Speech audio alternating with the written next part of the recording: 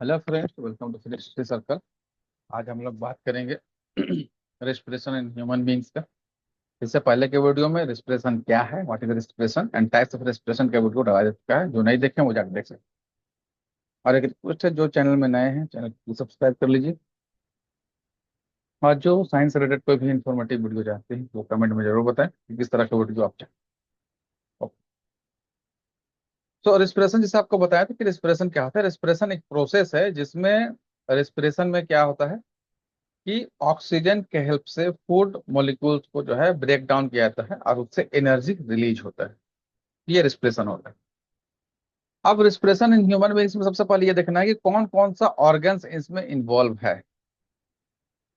ठीक है, तो इसमें देखिए नॉस्ट्रिल्स एंड नाक जिसको कहते हैं, नाक में छेद जो है, और नेजल कैविटी, फिर pharynx, लैरिंग्स, trachea, bronchi, bronchioles, lungs and diaphragm. तो यहाँ पर ये एक डायग्राम दिया हुआ है। यहाँ पर सारा जो ये बॉडी पार्ट्स है इसका एग्जांपल नेम के साथ यहाँ पर समझाया हुआ है। यहाँ पर देखिएगा करके। ये देखिए, सॉरी, देखिए ये नेजल केविटी है, यहाँ पर दिया हुआ है। ये नेजल केविटी यहाँ पर ये वाला, और ये जो सबसे शुरू में यहाँ पर होता है ये होता है नॉस्ट्रिल, जो सामने से दो छेद दिखता है। ठीक है, उसके बाद आता है पार्ट फेरिंग्स का। तो नेजल केविटी के बाद ठीक नीचे जहां पर आता है उसको फेरिंग्स कहते हैं। फेरिंग्स के ठीक नीचे जो है वो लैरिंग्स होता है। ठीक है, उसका ट्रेकिया होता है। ट्रेकिया कहते हैं ये वाला जो, वो क्या बोलते हैं, जिसमें रिंग रिंग टाइप का थोड़ा सा बना हुआ रहता है, फ्लेक्सिबल जो बोन होता है, वो वाला ट्रेकिया कहलाता है। ठीक है, ट्रेकिया जो है दो भाग में बटा होता है सामने आगे जाके, है ना। तो जो पहला भाग बटा होता है उसको कहते हैं ब्रोंकी। तो यहाँ पर जो है अच्छा से नहीं दिया हुआ है, इसको जो है आपको एक और डायग्राम है यहाँ पर देखिए, ये यहीं पर समझा देते हैं।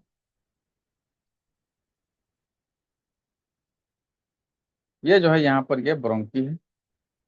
अब ब्रोंकी डिफरेंट जो है ब्रांचेज में फिर आगे बटा हुआ उसको ब्रोंक्यूल्स का।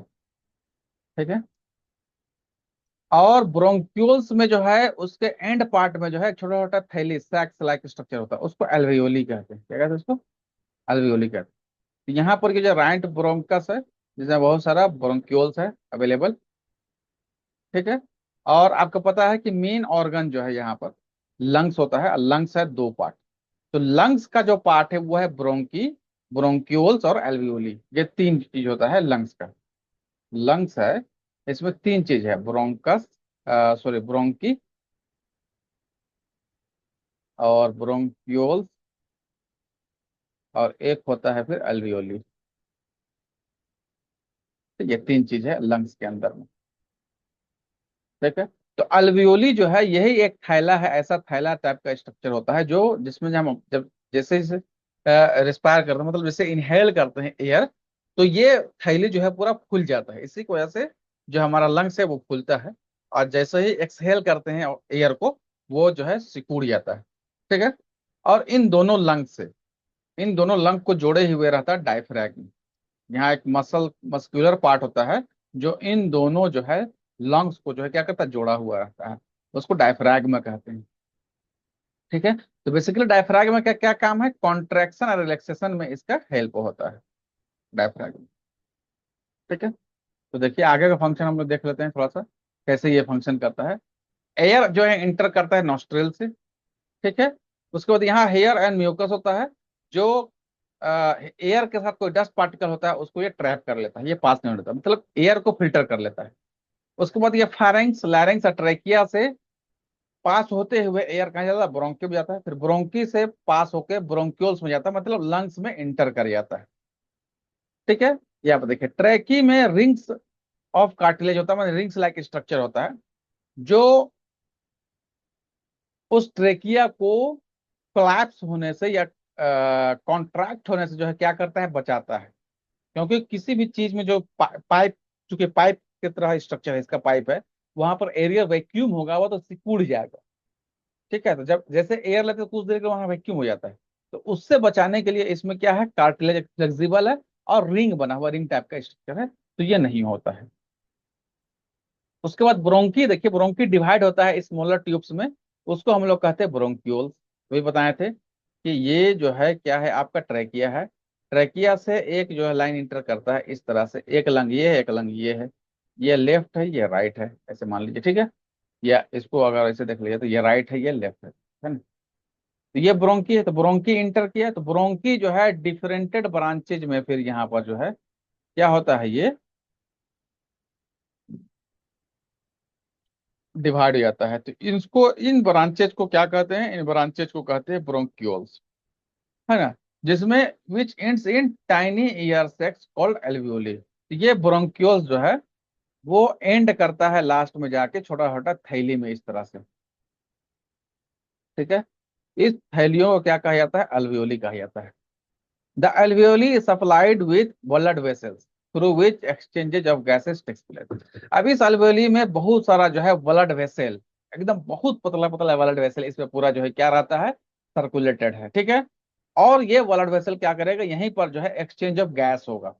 तो उसे कहा ब्लड का जो है मेन फंक्शन, जो ब्लड वाले सेशन में हम लोग पढ़ते हैं टिश्यू में, याद कीजिएगा कि ब्लड का मेन फंक्शन क्या है, ऑक्सीजन को कैरी करना। तो यहीं पर जो है ब्लड जो है ऑक्सीजनेटेड होगा या डीऑक्सीजनेटेड होगा। तो ऑक्सीजनेटेड होगा एक लंग में, एक लंग में ऑक्सीजनेटेड होगा। तो यहीं पर जो है एक्सचेंज ऑफ गैसेस होगा, ऑक्सीजन जो है मिक्स हो जाएगा ब्लड के साथ, और कार्बन डाइऑक्साइड जो है दूसरे ब्लड के साथ मिक्स होकर वो बाहर चला जाएगा, ये तो to different part of the body में ये सप्लाई हो जाएगा। The alveoli helps to increase the surface area for the exchange of gases. तो ये alveoli क्या करता है, सरफेस एरिया को क्या करता है, बढ़ा देता है for the exchange of gases, ठीक है। चूंकि ये थैले की तरह स्ट्रक्चर है, फ्लेक्सिबल होता है, तो ये थैली में क्या, जैसे इनहेल करेंगे गैस, एयर जो है वो क्या करता है, फैल जाता है बहुत ज्यादा। तो ये इसका पूरा जो है मैकेनिज्म था। अब यहाँ पर जो है थोड़ा सा मैकेनिज्म जो है ये देख लीजिए कि ब्रीदिंग में क्या होता है। तो breathing basically, breathing is the part of respiration, but breathing and respiration is not similar, okay. But in general we use breathe word synonymous for the respiration. Basically breathing में क्या होता है, हम लोग इनहेल करते हैं एयर, और जो एक्सहेल करते हैं, एक्सहेल एयर, बस यही प्रोसेस को, दोनों प्रोसेस को जो है ब्रीदिंग कहा जाता है। जबकि रेस्पिरेशन ब्रीदिंग है, और ब्रीदिंग के रिजल्ट में जो फूड मॉलिक्यूल एनर्जी के फॉर्म में कन्वर्ट होता है, वो ये दोनों मिलाकर जो है रेस्पिरेशन कहलाता है। चलिए, so when we breathe in air, the muscles of diaphragm contracts, moves downward, and the chest cavity expands, and air enters into the lungs। ये हो गया इनहेल का। इनहेल्ड एयर में क्या होता है, नाइट्रोजन 80% जितना एटमोस्फेयर में है, 21% ऑक्सीजन, फिर अदर गैसेस होता है इंक्लूडिंग आर्गन, कार्बन डाइऑक्साइड, ये सब 1%, ठीक है। ये हो गया, इसको कहते हैं इनहेलेशन, इसको कहते हैं इनहेलेशन। अब ये तो इनहेल हो गया, तो एक्सहेल भी करना है, तो ये कहलाएगा फिर एक्सहेलेशन। ये क्या है, when we breathe out air, the muscles of the diaphragm relaxes, फिर तो मैंने फैल जाएगा, and moves upward and the chest cavity contract, air goes out of the lungs. तो एयर जो आउट होगा उसमें क्या होगा, तो देखिए नाइट्रोजन 100% बाहर चला जाएगा, 78%। ऑक्सीजन जो है 21% अंदर आया था, 16.4, ऑलमोस्ट 16% जो है क्या होगा, आउट हो जाएगा, मतलब ऑलमोस्ट 4% है जो है यूज होता है। कार्बन डाइऑक्साइड देखिए, ऑलमोस्ट एटमोस्फेयर में कितना है, 0.03%। और यहाँ पर जो है ये कितना बाहर जा रहा, 4.4%। इसलिए हम लोग एक्सेल जो करते हैं उसमें कहा जाता है कि हम लोग CO2 एक्सेल करते हैं, क्योंकि हम लोग लेते ही बहुत कम है, ज्यादा सबसे ज्यादा कौन निकलता है, कार्बन डाइऑक्साइड, इसीलिए CO2 जो है कहा जाता है कि ये एक्सेल करते हैं, और अदर गैसेस बाकी जो है विथ वाटर वेपर जो है एक्सहेल होता है। तो ये जो है कंप्लीट रहा आपका respiration in human being and mechanism of the respiration, okay. And इसमें हम लोग पढ़े थे कि जब रिस्पिरेशन हो जाता है, रिस्पिरेशन होता है, तो जो फूड मॉलिक्यूल है, सॉरी, जो ये फूड मॉलिक्यूल है, प्रोटीन है या फैट है या सॉरी, प्रोटीन है, फैट है, कार्बोहाइड्रेट है, ये सब जब डाइजेस्ट होता है in the presence of oxygen, तो क्या मिलता है हम लोग को यहाँ से, यहाँ से हम लोग को मिलता है एनर्जी। क्या मिलता है? Energy in the form of ATP के फॉर्म में जो है एनर्जी मिलता है। ये एक्सप्लेन पहले किया जाए। ठीक है, उम्मीद करते हैं कि रेस्पिरेशन का कॉन्सेप्ट जो ह्यूमन बीइंग में जो है वो समझ में आया होगा।